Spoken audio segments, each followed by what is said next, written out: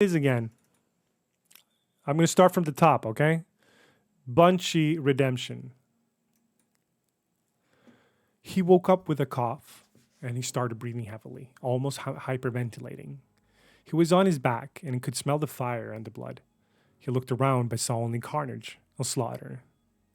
Around him lay the broken bodies of some of the strongest men and women he had known, some of the best human beings on the planet that had risen up to protect against people like this. He was a lone survivor, but he knew it wouldn't last long, not with a broken femur and a shattered arm. The dust had made it hard to see, so he took off his shattered goggles and looked around. The twisted forms confirmed what he already knew. He was the sole one left breathing. And if he didn't act quick, that would probably change. He knew his survival wasn't intentional. That's not how she operated. She had a clear modus operandi to leave no one who opposed her alive.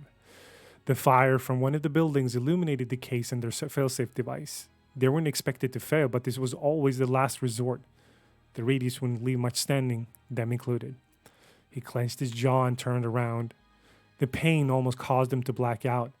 It was more excruciating to use the arm that was still functioning to drag him toward the case.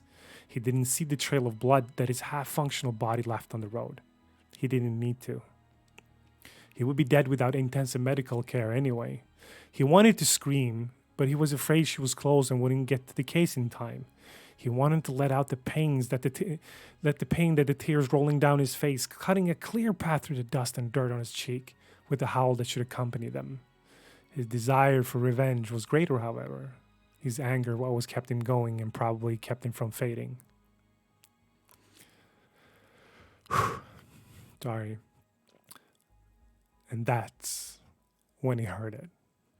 Glass shattering behind him. He looked over his shoulder and his eye widened with fear. A naked foot stood on his now flattened tactical goggles. In the back of his mind, he knew it was. Yet her eyes followed the trail of his blood as he wandered up with his gaze, and they both made eye contact in synchronization that almost seemed faded. I knew you were still alive. The scenario played in her head again, how they had cornered her or thought they had. The tactical team of the tech ops, designed to take down her kind, the ones superior to regular humans.